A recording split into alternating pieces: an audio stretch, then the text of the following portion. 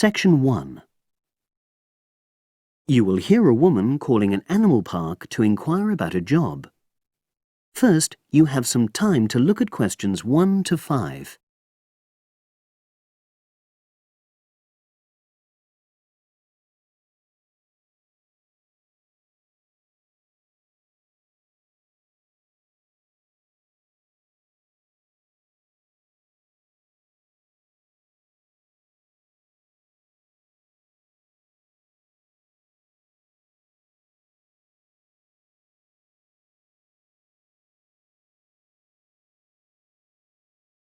You will see that there is an example which has been done for you. On this occasion only, the conversation relating to this will be played first.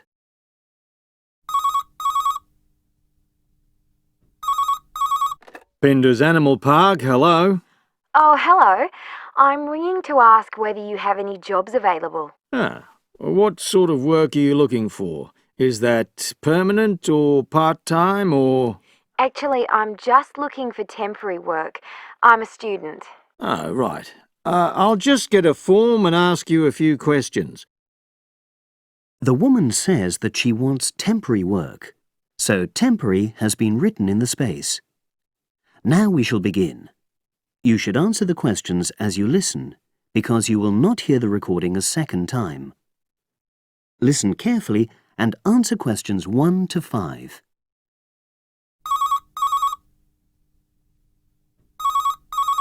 Bender's Animal Park, hello.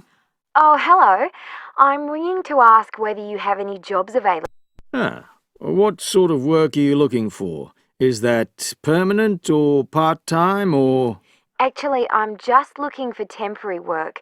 I'm a student. Oh, right. I'll just get a form and ask you a few questions. Then I'll pass your application on to our recruitment section. Is that okay? Fine, thank you. So, starting with your name. It's Jane Lamerton. Is that Lamerton?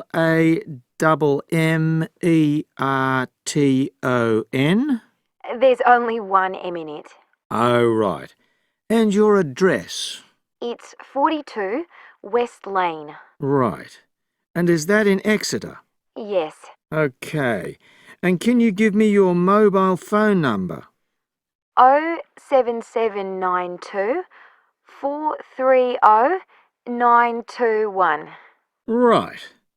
Now, the next thing is, when are you available to start work? I finish college on the 8th of June. That's in 3 weeks' time. But I can't start work till the 11th because I've got a hospital appointment on the 10th of June. No problem. Now, I need to ask you a few questions about the type of job that might be suitable. Do you have any particular kind of work in mind?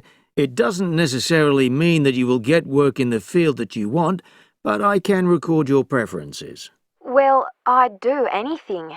And I have worked as an assistant animal keeper before, when I was still at school.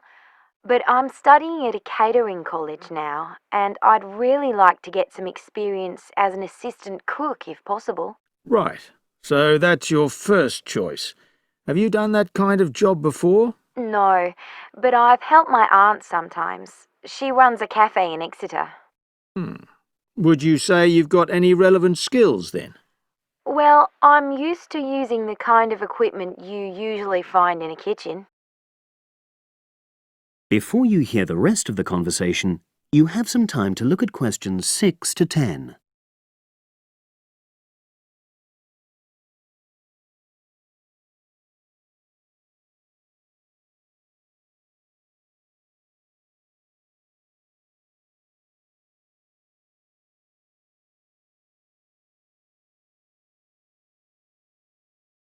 Now listen and answer questions 6 to 10. Okay. And I know you're still studying, but do you already have any qualifications related to that kind of work? A hygiene qualification, for example? I haven't, no, but I've got a certificate in food handling. I did it before I decided to become a full-time student. Fine. Okay. That means you wouldn't need any specific training if you did get the kind of work you wanted. But you'd have to do a short course on first aid. All our new employees do that. It just takes half a day, and most people find it generally useful. Oh, yes, I'm sure it is. Well, that's about it, really. Just one last thing. Can you give me the name of someone who would give you a reference, like a previous employer or... Oh, yes. You can put Dr. Ruth Price. Okay. Is that one of your college lecturers? She's my college tutor.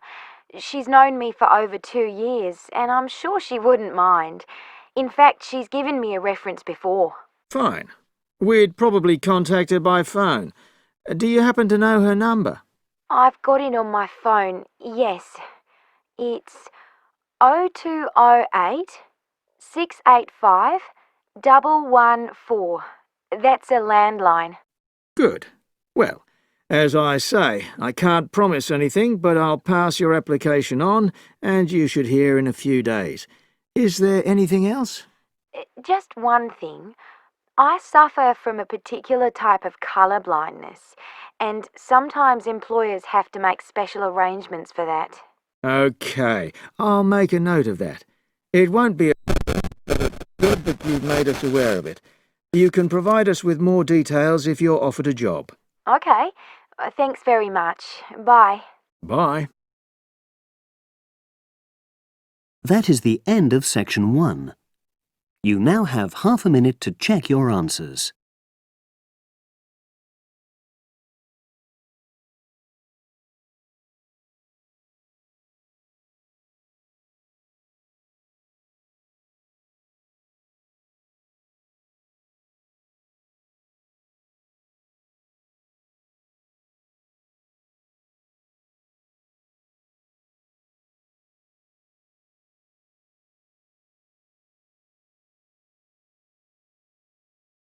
Now turn to section 2. Section 2. You hear a club leader giving information to a group of young people who are planning to do a 2-week holiday course at the Tamerton Centre. First, you have some time to look at questions 11 to 15.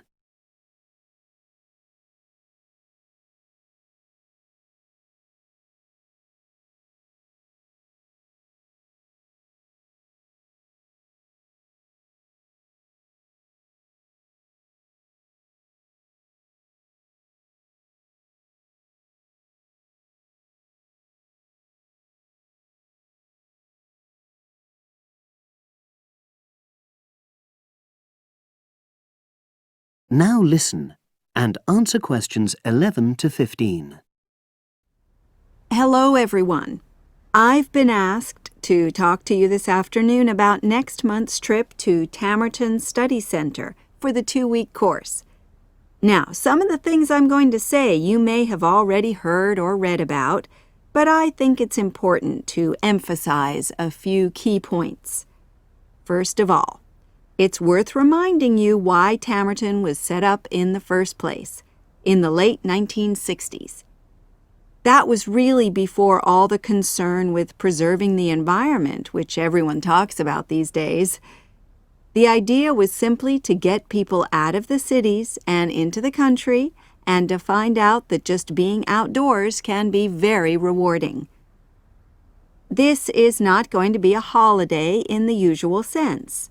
It's called an adventure course because you'll really be stretched to your limits, but that in itself can be a positive thing. The group I took last year, for example, said that although they actually felt pretty weak and exhausted all the time, it really made them learn a lot about themselves and increased their confidence. And in the end, that's the most important thing. Now, all of you knew about policies at Tamerton before you signed up for it, so you know that in many ways it's quite old-fashioned. You don't have a lot of choice in what you do. But something which I think makes the place so special is that you get to try so many different things every day. For instance, one day you'll do climbing, and the next you'll be surveying rock pools. It's not intended that you become an expert in any of them, It's more like a taster, which you can follow up if you want. And there isn't a lot of free time.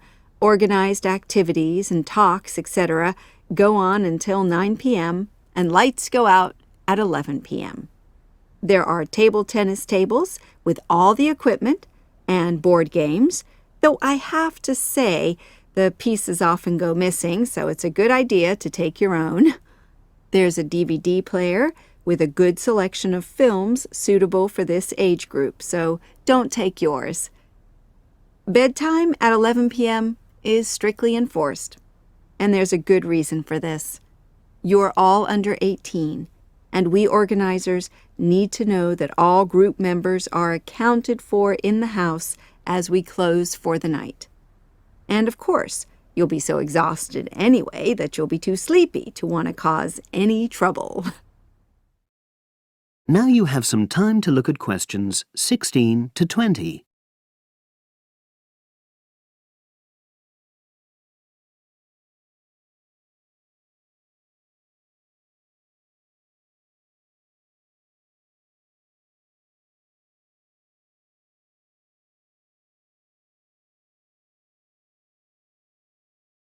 Now listen and answer questions 16 to 20. Now, what should you pack? The information sheet tells you a lot about what clothing to bring. But what about other things? Well, Tamerton House has its own small shop, but anything there is several miles away, so you won't have many opportunities for buying supplies. So in this last part of my talk, I'm going to explain what objects you should take with you to the center, what you can take if you want, and also, very importantly, what you cannot take. Several of you came up to me before this talk and asked whether you can take things like kettles or hair dryers. The answer is there are plenty of these electrical appliances available in the center, and they are of the proper voltage and are checked regularly. Yours may not be, so the rules at Tamerton say you can't bring them into the center because it's considered a fire risk. Remember, it's a very old house. Now another question was about cell phones. Although you definitely can't have them on during inside talks, you equally definitely need them when you're out on exercises. So they're a must, I'm afraid. Anybody who wishes to talk to me about borrowing a phone for the fortnight, please see me after this talk. Now, the weather's heating up at the moment, and you'll be outdoors a great deal. If you wear proper clothing, especially a hat, sun cream is optional. Also, they sell high-factor cream in the shop, so you don't have to take any of your own unless there's a special kind you use. Now, there's a special note about things like deodorants, which come in aerosol cans. I need to tell you that these are banned in the center because apparently they have the habit of setting off the fire alarms. If you want to take an aerosol can, you'll actually be at risk of being told to leave. And finally, people have been asking about whether they need to take towels. Well, the center does provide 1 towel per guest, which you're required to wash yourself. If you're happy with that, then don't bring another. If not, take one of your own. Just remember how much outdoor exercise you'll be doing and how dirty and wet you'll be getting. That is the end of section 2. You now have half a minute to check your answers.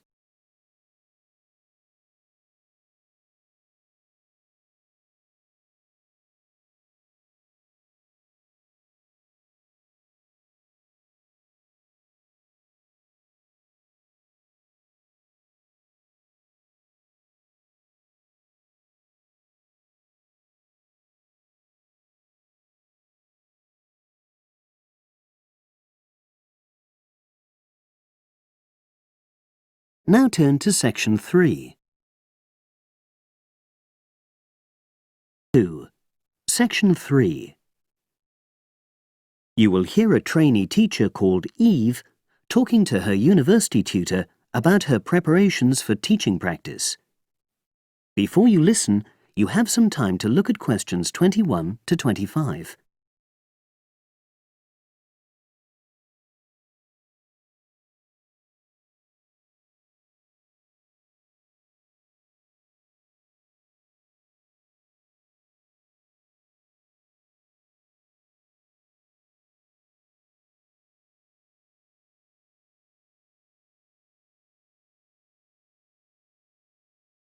Now listen and answer questions 21 to 25.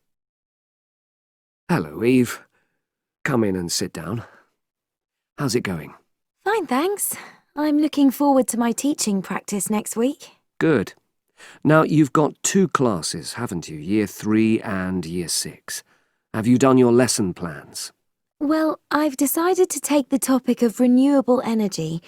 I haven't done a lesson plan for Year 6 yet, but I thought I'd base their lesson on an example of very simple technology. So I've brought this diagram to show you. I got it from the internet. Let's see. A biogas plant. So this is equipment for producing fuel from organic waste. Yes. The smaller container on the left is where you put the waste you've collected. Right, and from there it's piped into the larger tank. That's right. And that's slurry on the base of the larger tank. Right. And what exactly is slurry? It's a mixture of organic waste and water. So is that pipe at the bottom where the water comes in?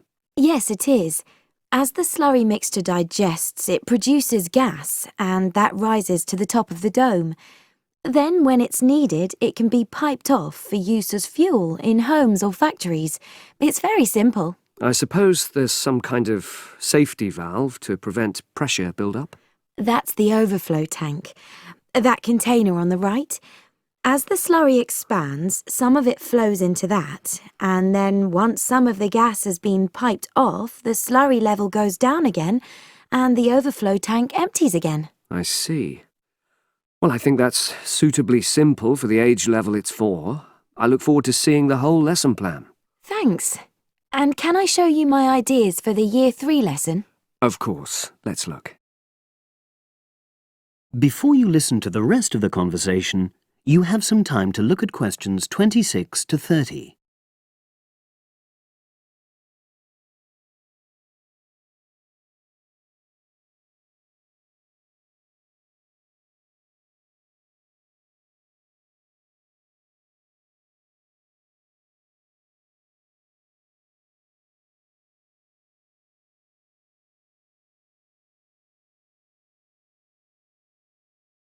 Now listen and answer questions 26 to 30. I thought I'd introduce the topic by writing the word energy on the board and reinforcing the spelling and the pronunciation. Then I'll do a little mime, run on the spot or something, to convey the sense. I'd keep it brief at this stage. Yes, I will. Then I'll wipe the word off and write the question, where does energy come from? And see what the pupils come up with. Fine. I'd suggest that you just brainstorm at this stage and don't reject any of their suggestions. Yes, that's what I was going to do. Then I've produced a set of simple statements like, energy makes cars move along the road, and energy makes our bodies grow. There are 8 altogether. Are you going to give them out as a handout or write them up on the board? First, them up on the board, and then I'll read them out loud. And I'll get the pupils to copy them out in their notebooks. I'll also ask them to think up one more similar statement by themselves and add it to the list. Good idea. After that, I thought I'd vary things a bit by sticking some pictures up of things like the sun and plants and food and petrol and a running child. And I'll get the pupils to work out what order the pictures should come in terms of the energy chain. I think that's a very good idea. You could move the pictures around as the pupils give you directions. Yes, I think they'd enjoy that. And to finish off, I've made a gap fill exercise to give out. They'll be doing that individually, and while they're writing, I'll walk round and check their work. Good. And have you worked out the timing of all that? It'll probably take you right through to the end of the lesson. That is the end of section 3. You now have half a minute to check your answers.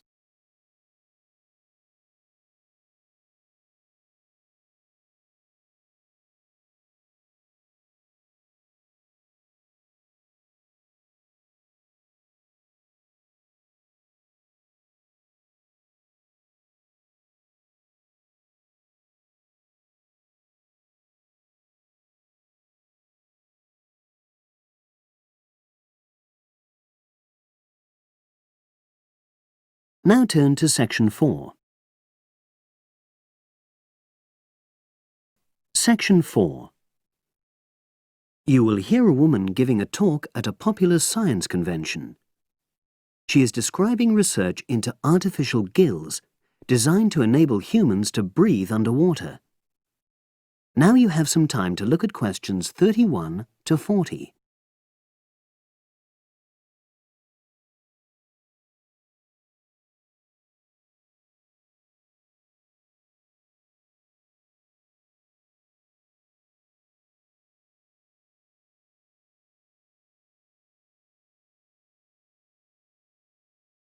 Now listen and answer questions 31 to 40. In my talk today, I'll be exploring the idea of artificial gills.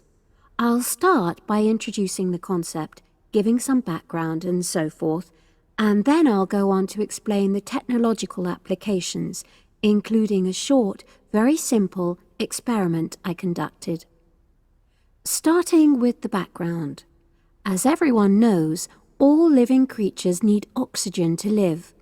Mammals take in oxygen from the atmosphere by using their lungs, and fishes take oxygen from water by means of their gills, which of course in most fishes are located either side of their head. But human beings have always dreamt of being able to swim underwater like the fishes, breathing without the help of oxygen tanks. I don't know whether any of you have done any scuba diving, but it's a real pain having to use all that equipment.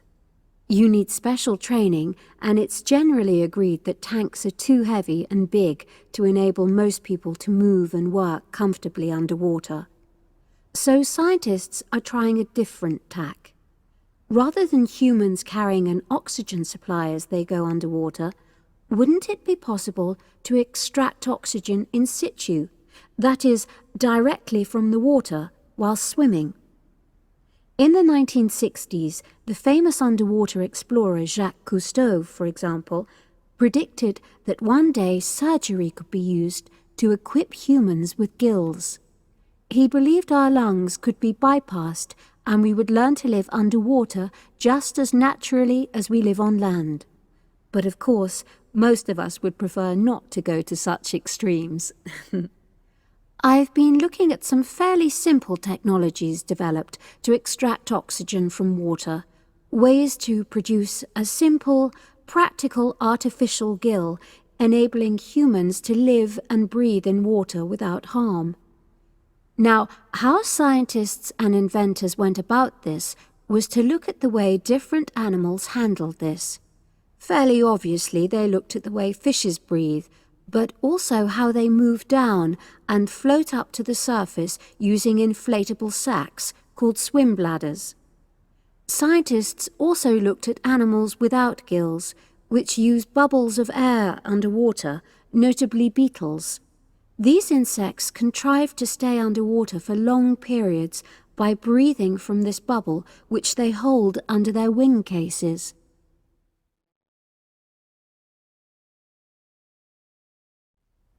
By looking at these animal adaptations, inventors began to come up with their own artificial gills.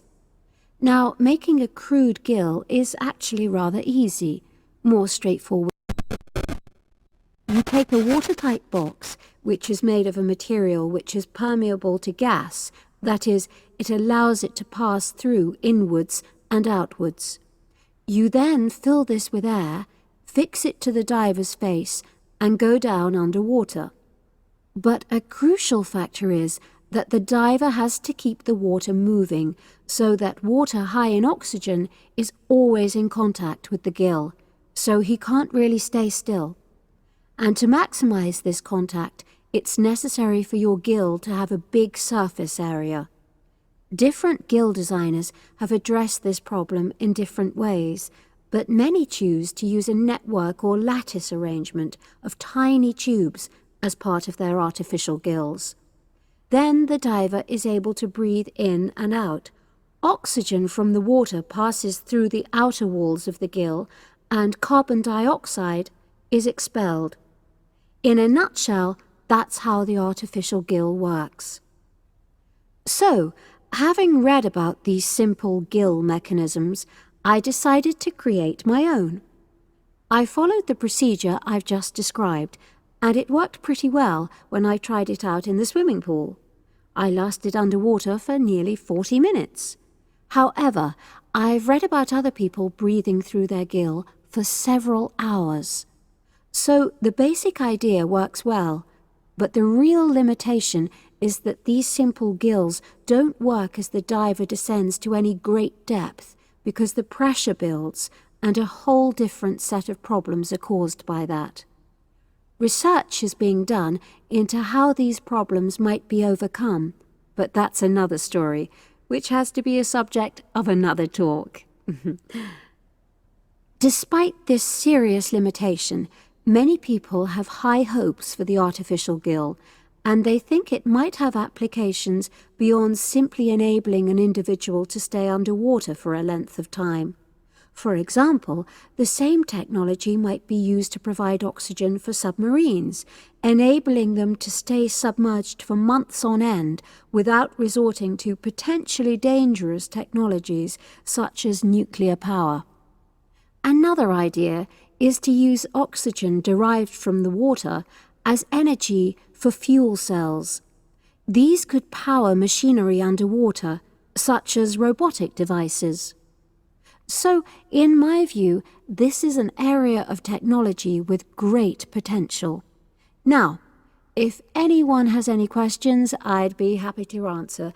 Yes, lady at the back. That is the end of section 4. You now have half a minute to check your answers.